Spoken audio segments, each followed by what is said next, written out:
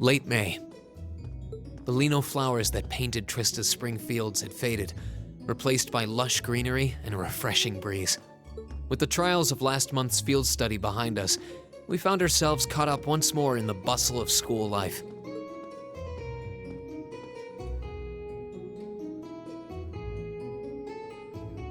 Both our combat training and academic studies continued to become more and more demanding. But May also heralded the beginning of specialist classes, more befitting a military academy.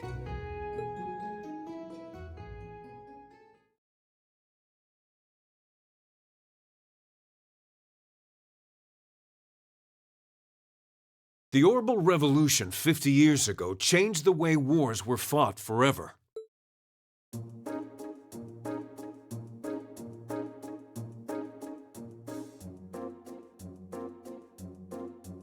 There are a number of reasons for this fundamental change, but 4 factors in particular that I would argue to be the most important. The first is the invention of orbital guns, cannons, and other weaponry. The increased accuracy of these weapons, as well as their ease of maintenance and manufacture, instantly rendered all other firearms obsolete. The second factor is the associated mechanization of the military. Orbital technology led to the formation of armored divisions made up of tanks and armored cars. The impact this new kind of tactical unit had on the battlefield, with its enhanced offense, defense, and mobility, cannot be overstated. The third factor is the invention of airships. Warships that rely on the gravity manipulation ability of a flight field to remain in the air simply did not exist before the revolution. The sudden addition of a whole new dimension to war, the sky, made countless new strategies viable that were previously unimaginable.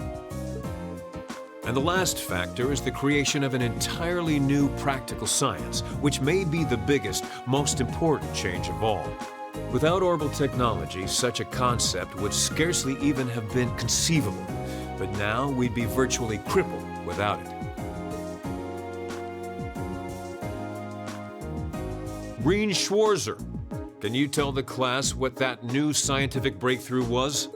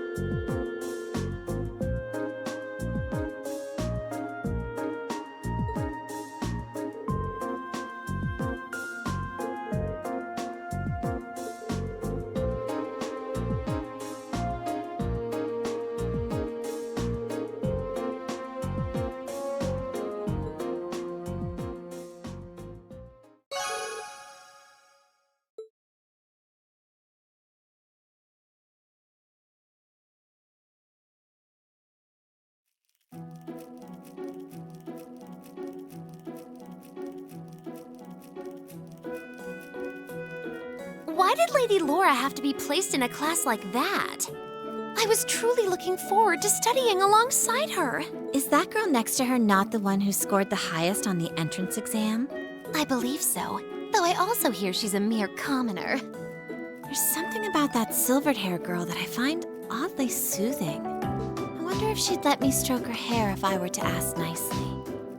That's quite enough idle chatter. We are members of Class 1. We are above such droll behavior.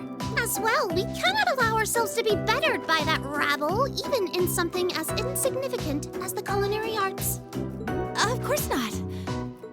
I'm so accustomed to our chef doing all of the cooking, however, that I must admit I'm finding this all rather challenging. Could they make it a little less obvious they're talking about us? I mean, seriously. It stands to reason they'd be curious about our class. It's hard to blame them for that, at least. I think you've whisked that plenty already.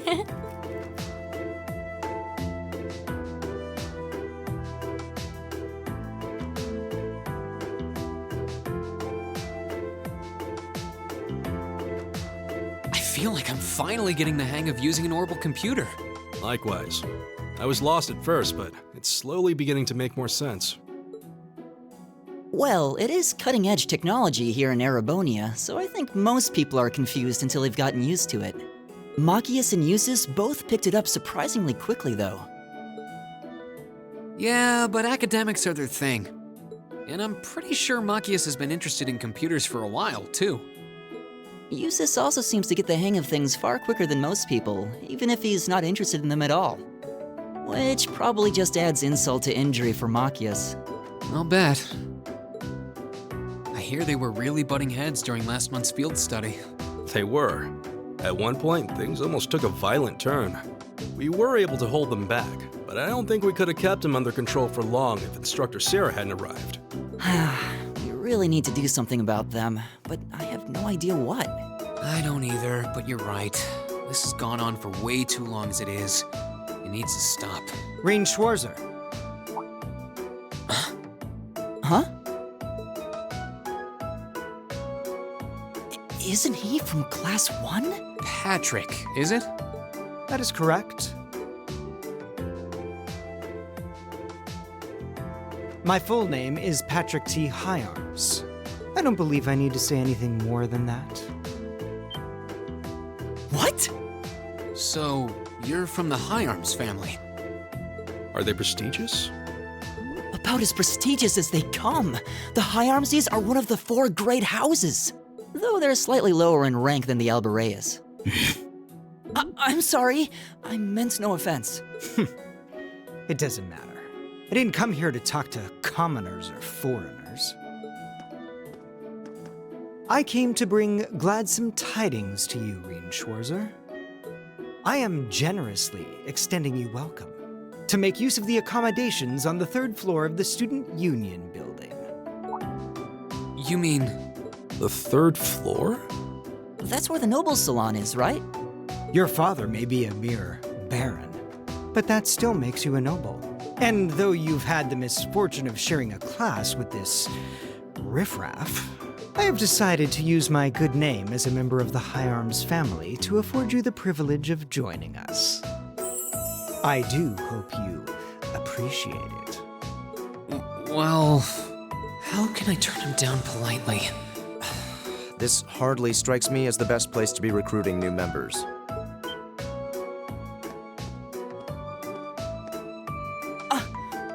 Eustace. Eustace Albarea?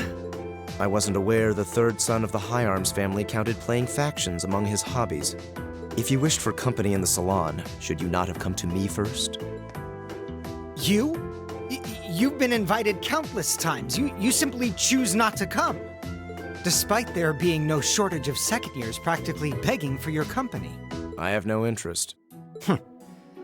Suit yourself then.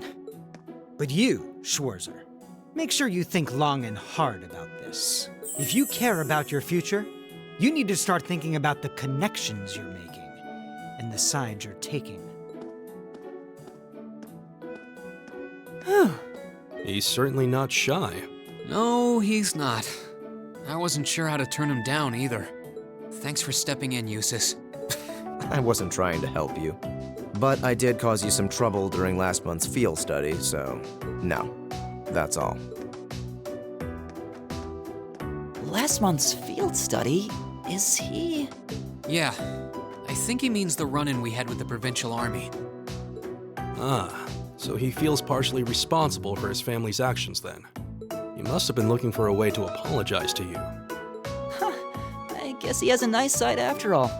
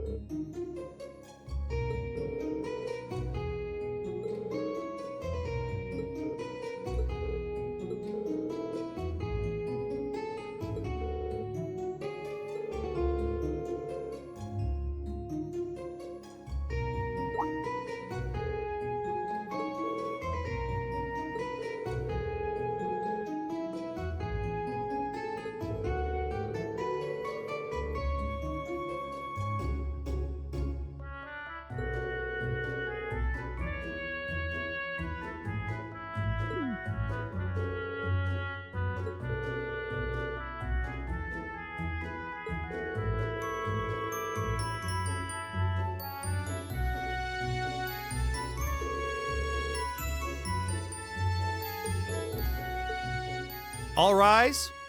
Bow. Well, I'll see you later, Reen. Later. Oh, are you two going to club activities today? Yeah, I am. Did you want to have dinner together later? We've been eating in the cafeteria an awful lot lately, so maybe we could go to the cafe in Trista today for a change of scenery? Sounds good to me. You want to just meet up in the entrance hall later? Sure. See you then.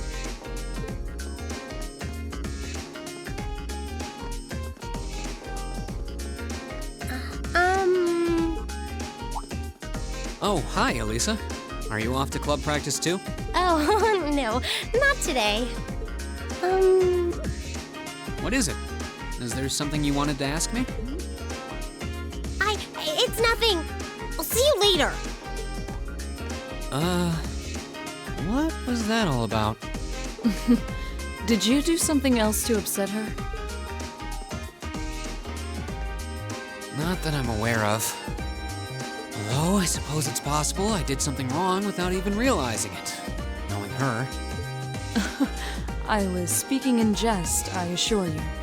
Are you planning on going into the old schoolhouse again tomorrow? Yeah. The principal did ask me to keep an eye on it, so I thought I'd make time for a quick look inside. All right. Please let me know when you're planning to begin the expedition, if you would.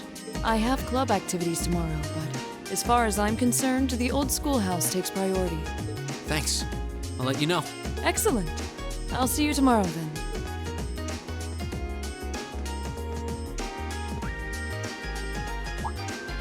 You're in the chess club, aren't you, Machias? Or are you planning on studying in the library?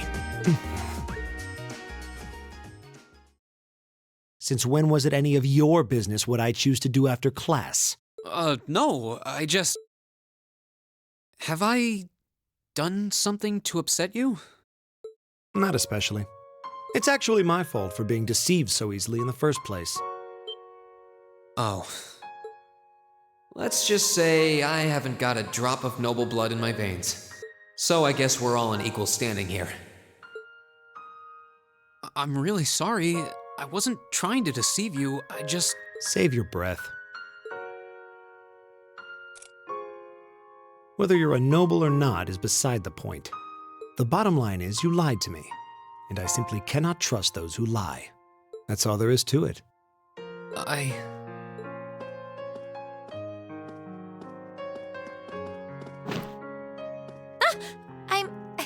I'm sorry. Please, think nothing of it. Oh, am I intruding? Oh, no. Not at all. Did you need something? I accidentally left one of my textbooks in my desk, so I came back to fetch it.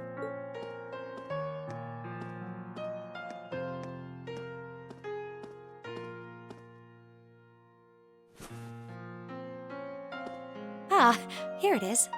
What subject? Take a look. Studying hard as always, I see. Except, wait, intermediate? Isn't that part of the Sunday school curriculum? Seems a bit basic for you. Oh, it's not for me. I promised to help Fee with her math studies. I found this at a bookshop in town and thought it might be of some use to her. Ah, okay. Which reminds me, I should really be going. I'm sure she's waiting for me by now. I'll see you later, Reen. Take care.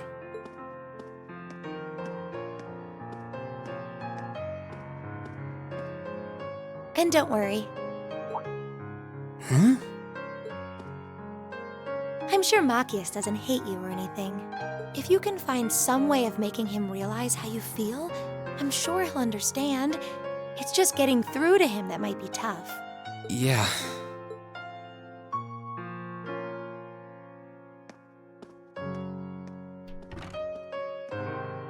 I just have to keep at it. If Emma believes I can make it work, then I'll believe it too. I should probably also get going. Maybe I'll wander around the academy grounds for a while before returning to the dorm.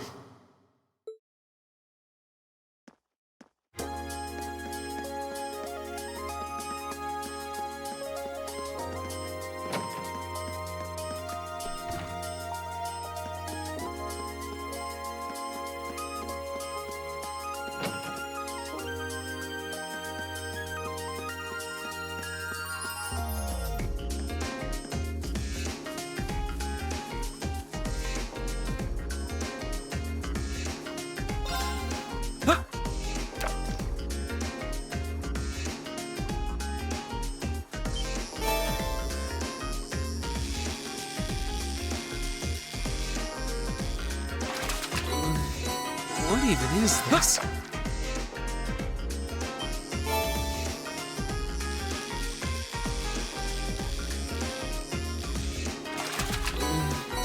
What even is this?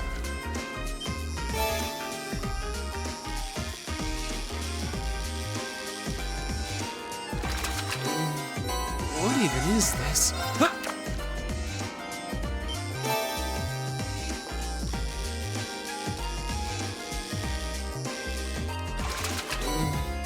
What even is this?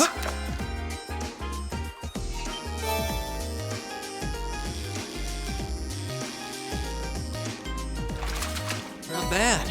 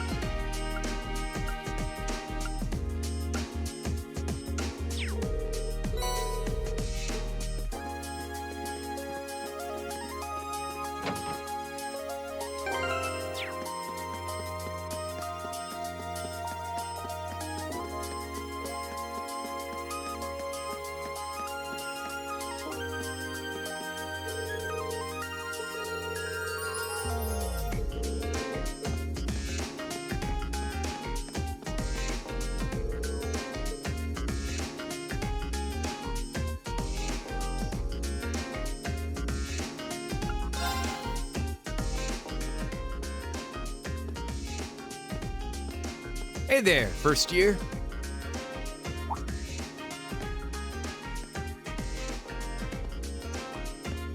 Oh, it's you. I'm not going to play along with your scams this time, so you might as well be on your way. I wasn't trying to hustle you before, honest. Did you, figure out how I did it, though?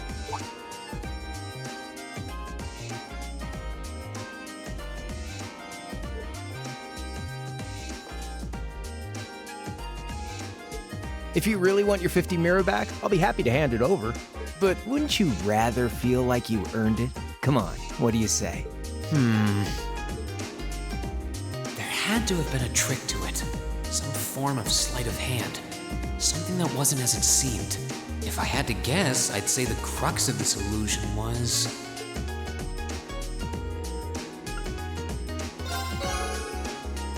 Of course! I'm pretty sure he had a bag at his feet. Which means... You threw the coin in the air, but let it fall instead of trying to catch it. You let it fall right into the open bag, lying in wait for it at your feet. Am I right? Yeah, not bad. I wasn't expecting you to figure it out so quickly. So I was right. Yep, spot on. And a promise is a promise, so here's your 50 mirror bag. Sorry. I've only got 10 mirror on me. Ugh, it's fine. Just forget it. It's only 50 Mira. You can keep it. Oh, really? Oh, that's mighty generous. Hey! Stop trying to leech money off innocent first years, you louse. Oh, crap. It's the she-devil. What?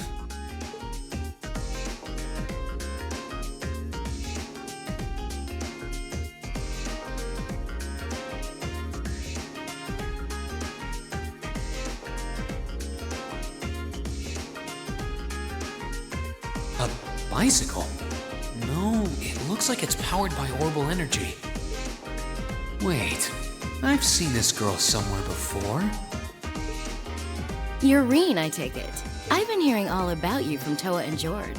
Sounds like you pulled off some pretty amazing stuff in your field study last month. I'm surprised you know my name, actually. I didn't think I'd been doing anything worthy of such attention. Guess I should still officially introduce myself, though. I'm Reen Schwarzer. It's nice to meet you. Same.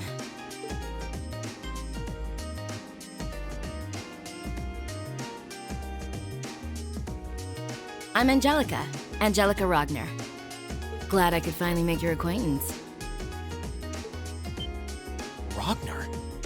As in Marquis Ragnar? Head of one of the 4 great houses? Same reaction every time, I swear. Yeah, I'm his unworthy daughter. But he doesn't really want to have anything to do with me since I go around dressed like this. I think it's less how you dress and more how you behave. Where are you going on that bike at this hour anyway? Oh, George finally finished tuning the Orbital engine. So I figured I'd give it a run to the capital and back and see how it holds up. Sure must be nice not to have a care in the world. Look who's talking.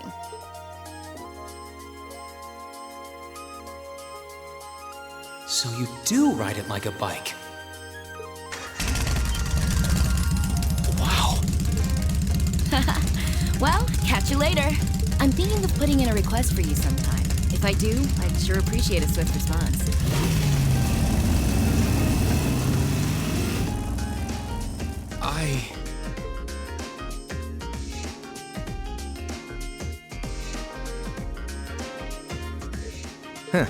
Lost for words?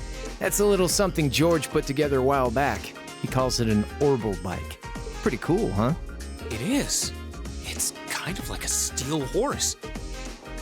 I'm guessing you can't buy those in any shops? Nah. The Ruhr Institute of Technology started putting that one together as part of a test. Then George finished it off. Angelica put up the money for the parts herself. Oh, but Toa and I helped out too. Sounds like it must have been a pretty challenging project. Are you on good terms with Toa and George then? Angelica said she'd heard all about me from them. Maybe you had a little something to do with that too? Well, we're all from different classes, but we've kind of stuck together for a while now. Come to think of it, I never did introduce myself, did I?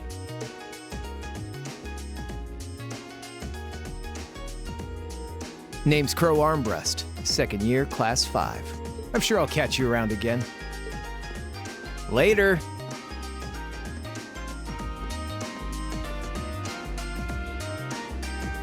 So, his name's Crow, huh? Angelica's the daughter of Marquis Ragnar, Toa's the student council president, George is head of the engineering club. It seems like every second year I meet is somebody important.